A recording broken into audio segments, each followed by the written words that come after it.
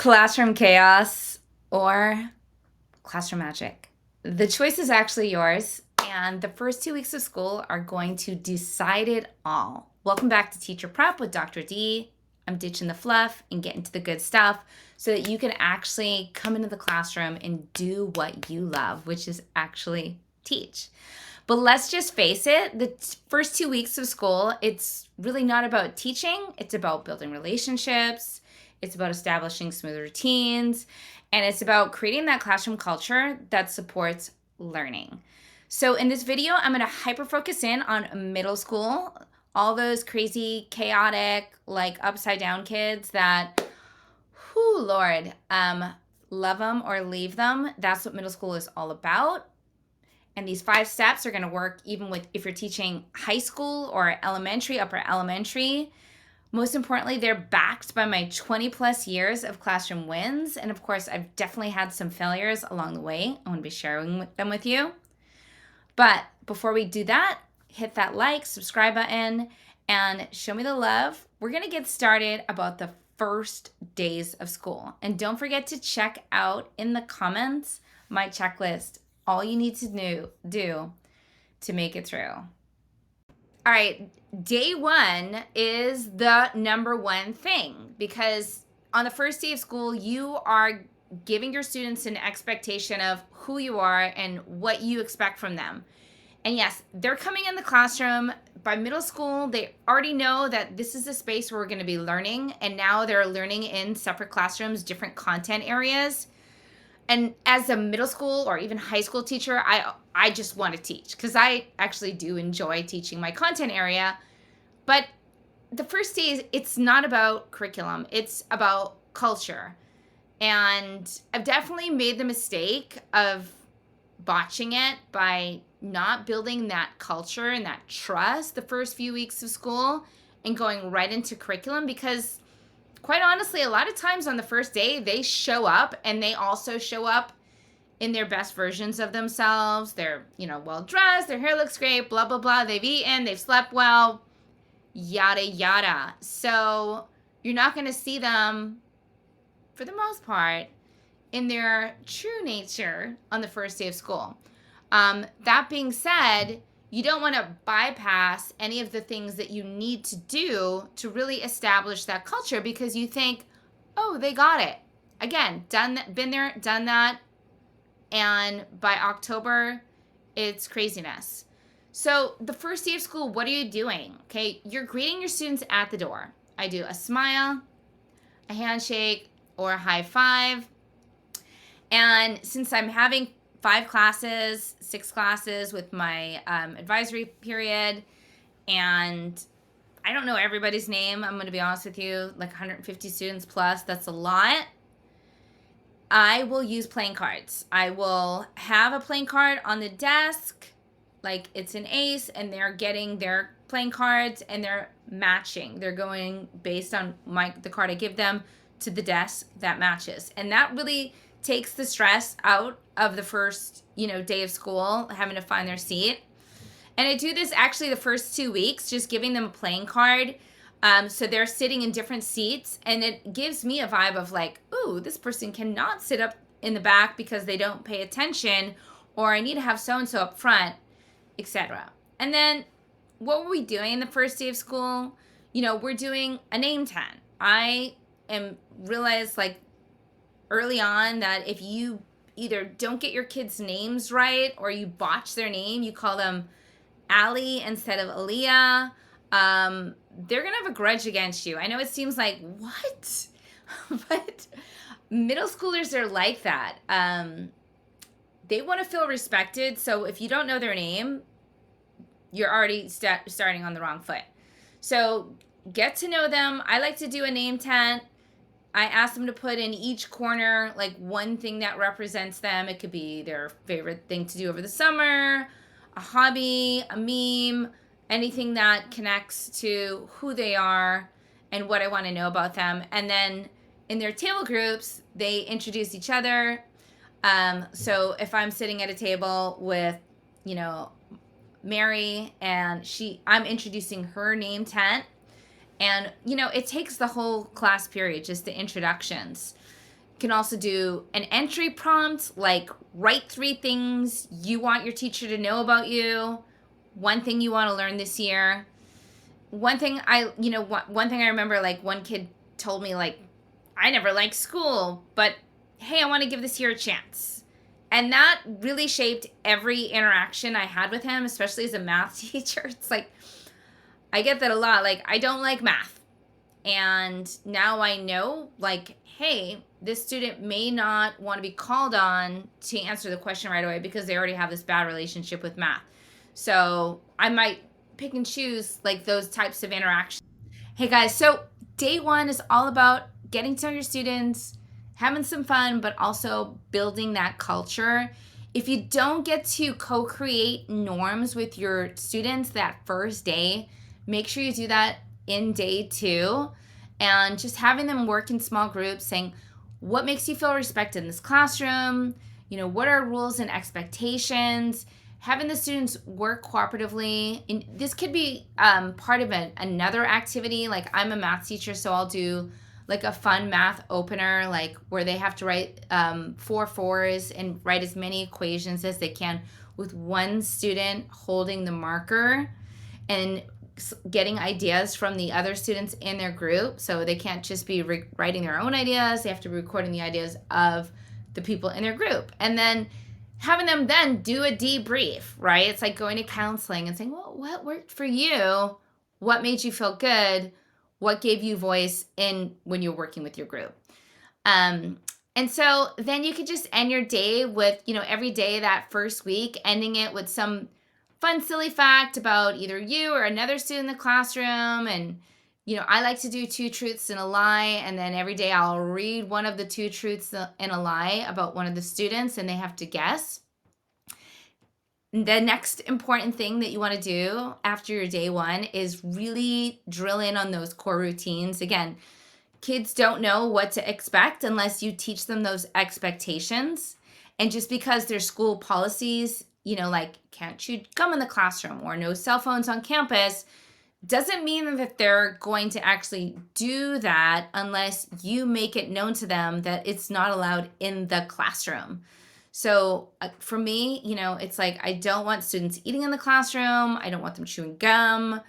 So you want to train them. This is your boot camp. This is if you like CrossFit, get into your CrossFit mode. You can be the CrossFit trainer, and you're setting that foundation. For me, week one, the big 3 are how to enter the classroom, how to participate, and how to work together.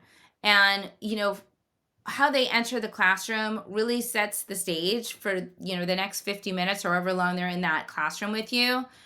They're lining up at the door. I want one single line, and there's not side conversations when we're coming in.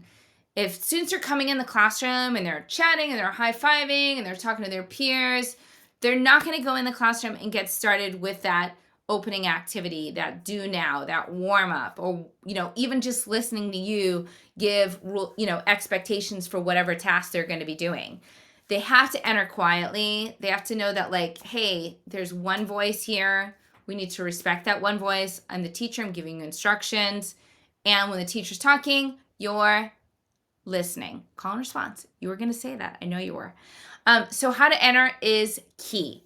You also want to talk to them about how to exit, right?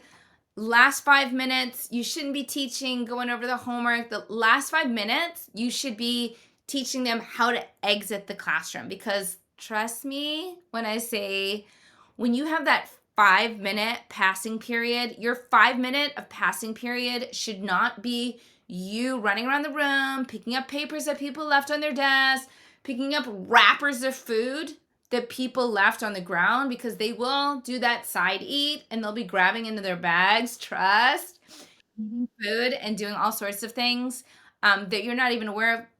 Maybe you're working with a student one-on-one, right? So that last 5 minutes really needs to be reserved for how you want your students to exit, how you want the classroom to be, chairs pushed in, desk straight. I put little tape on the ground just so they can show them like where to line up the desks. Desk pushed in, nothing on the tables, because you don't want to be spending all of your passing periods cleaning up after people that need to know how to clean up after themselves. Because trust me, you will burn out faster than a candle. How to participate. This is really important, especially because you want to be teaching. You don't want to be redirecting, getting people to be quiet. And, so you want to make sure that you're going hard on like what your classroom management is like and how you want students to participate. Making sure that you're, posting this on the wall. I do a poster about like how we participate in the class. What do we do when the teacher's talking? What do we do when our peers are talking? And making sure that's like super clear. And you're not teaching if other people are talking. I know you want to teach. I totally get it. I love teaching, but you can't be teaching if there's distractions and people are off task and being disrespectful. So make sure that you're posting each of these procedures, how to greet the teacher, grab materials, read the board. That's huge. I post my agenda on the board. Students need to record the agenda in their planners, all the homework, the due dates, things like that. Remember, you're training them. And so they're going to get it wrong, and you need to supervise that. And we keep modeling and showing them the right thing. And they also love to call me out if it's like 5 minutes before, because they don't want to be late either. They want to go when the bell rings. So I always have like one of my students when I do classroom jobs is the timekeeper, because I will sometimes get to try. Oh yeah, you know it. And so they'll call me out and say, hey, Dr. D, there's 5 minutes left, blah, blah, blah. So enter how to participate. You want to teach those academic routines, and I'll have my sentence stems post on the wall and even model how to use them. I like to do number talks in my classroom. And so when we do a number talk, if you haven't seen the video, I'll post it. The students are using academic language, and I'll have sentence stems. So, I agree with so-and-so because I disagree because. And so put those on posters, your sentence frames, so that you can model and have your students practice.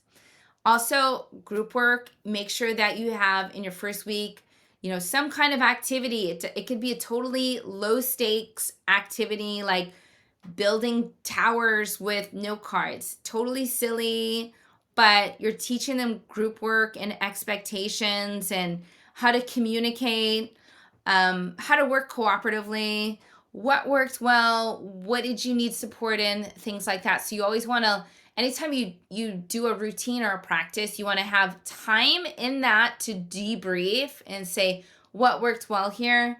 What could we do better next time? Where did you need support? And then number 3, okay, this is all about mastering those transitions. You definitely don't want your classroom to feel like a zoo, especially like you want to make sure that first day that you're out and you have that sub coming in, that it is smooth sailing. And that happens from having those transitions rehearsed over and over again so that the classroom could literally run on its own without you. So some of the things that I use to really support those transitions is I have, visual timers, whether that is like a stopwatch. You can do stopwatches on YouTube, or, sometimes I'll even put like my cell phone under the overhead with the timer on it. Music cues. I use a lot of like lo-fi music in my classroom when students are working independently or in a small group. And you can have different mood meters so that the kids know like the level of noise. And so you want to practice that with your classroom. Okay, we're in Starbucks mode, which is a cafe, and we're going to have a low level, where you can talk and converse, but, you're not getting out of your seats. Or if I was doing something like a gallery walk, well, then obviously that's going to be like, a little bit louder, a supermarket with noise and people interacting, and that's okay, right?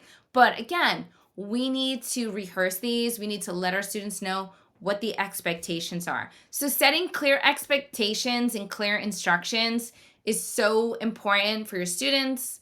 You can even have them repeat back. I do that often, depending on my audience. So I would say something like, when I start this timer, you have 90 seconds to clean up and return your supplies. Who can tell me what we're going to do right now? And someone else will say, we have 90 seconds. And I do this too for just about everything. When they're outside the door and I have a warm up on the board for them, I just tell them, hey, when we come in the classroom, I want you to take out your journals and get started on your warm up.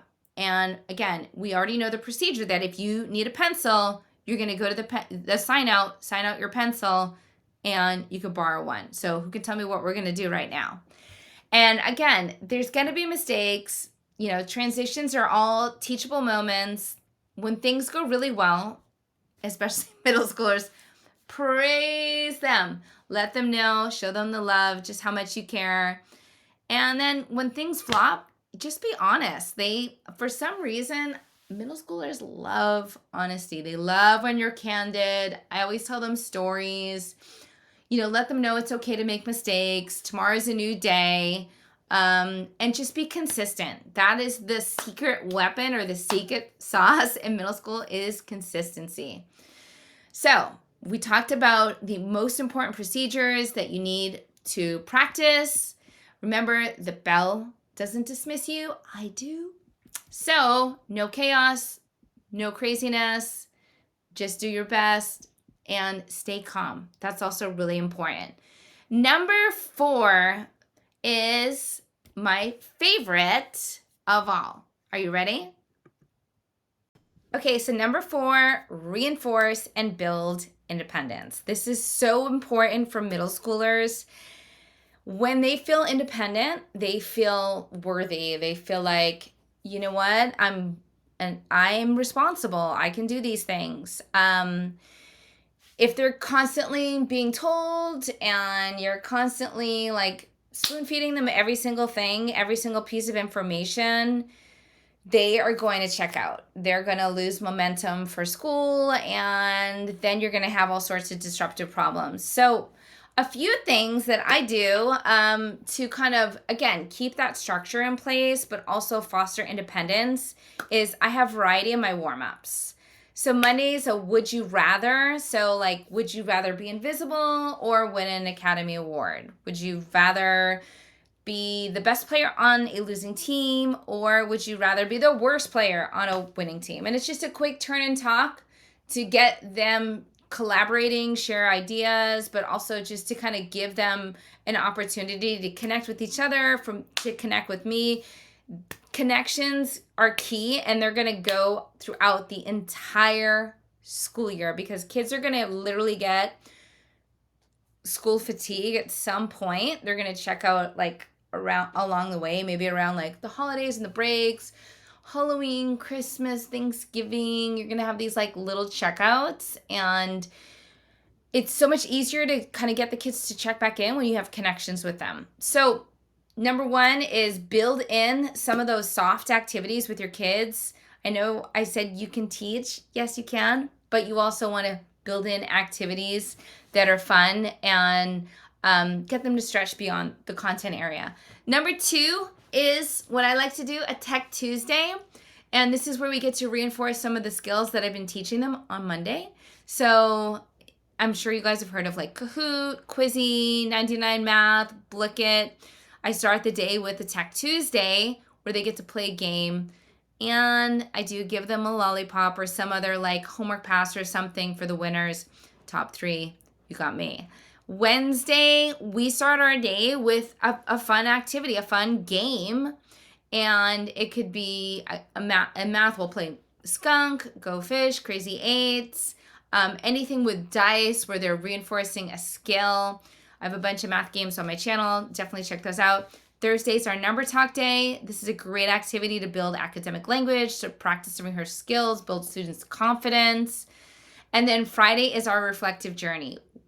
And this journal prompt, I get to see what they learned, where they need support. It's just a way for them to connect with me. And I do collect the journals and I give them a grade. And I would say definitely do that if you are using any type of journal. Journals for like doing their reflections, for taking notes. Otherwise, you're going to have kids that don't do anything in their journal, or maybe they don't find the value in it. And as a middle school teacher, you will see that the kids that take well notes or well organized, they've already have some of those skills that they need to be successful in school. And everyone else, you need to teach those skills. So I do a master journal too. So if they're absent, they can look at my journal. And so just building it in as part of your day, you should have some type of, accountability for it. Otherwise, students might not have the incentive to take notes or to use their journals and things like that. All right. So after you've done all these routines and procedures, you want to build in some group work activities that students can connect. And again, rehearsing like those expectations for when we're working groups. So I like to do like quiz trade, which is a vocabulary activity. And they give the students the academic language for the week. And they're asking each other what the word means. And then they're trading the words, giving examples and non-examples. We could do a charades activity, or you can, again, use technology and build in that academic language. They can make posters on the academic words. They can use the Freyer model and draw the definition with the picture, example, and non-example. And then just really reinforcing those academic language and making it part of your routines. We can do a graph math challenge where they connect representations. And then posters are awesome. And that's a great way to build in some group work, as well as alternative assessments, right? Because some students are really going to struggle with a standard assessment. So having like a poster project and having the students create posters that can include like academic language, visual models, real world application, and give the students a choice in the kinds of concepts they want to present. Again, it empowers them. And so, again, now that you've gotten to this space where you're doing some routines, you're setting the stage for academic works. And then number 5, you can start using formative checks. And this one's really a game changer because it becomes your teaching superpower. When you know how your students are performing and what they're able to do without your support, then you're seeing the efforts of your work, and you're able to kind of zoom in and give extra support where you need it. And you don't always need to do a quiz. You can use sticky notes, like a ticket out the door. I like to do exit tickets, or give me 5, how are you feeling on a scale of 1 through 5 with the skill that we just practiced. 1, I don't have it. 5, I could teach someone this. And so one time I asked my student, like, give me one word how you feel about today's lesson. And the student wrote, confused, but curious. And that's how I plan, is that, wow, I'm using this formative assessment to inform my teaching. So again, your 5 must-dos, one more time, on that first day, set your core routines, master those transitions. Number 4, reinforce and build independence. And 5, use quick formative checks. Remember, don't rush to the content, build your culture. I'm going to add my checklist for this video so you guys can start planning, so you know what your first 2 weeks are like. Make sure you check it out. Also, let me know in the comments, what are you doing the first 2 weeks of school that works? What's your go-to first week activity? I might feature it in my next video. Don't forget to like and subscribe. Share this with all your teacher friends who's prepping for day 1. And don't worry, I got you. See you next time.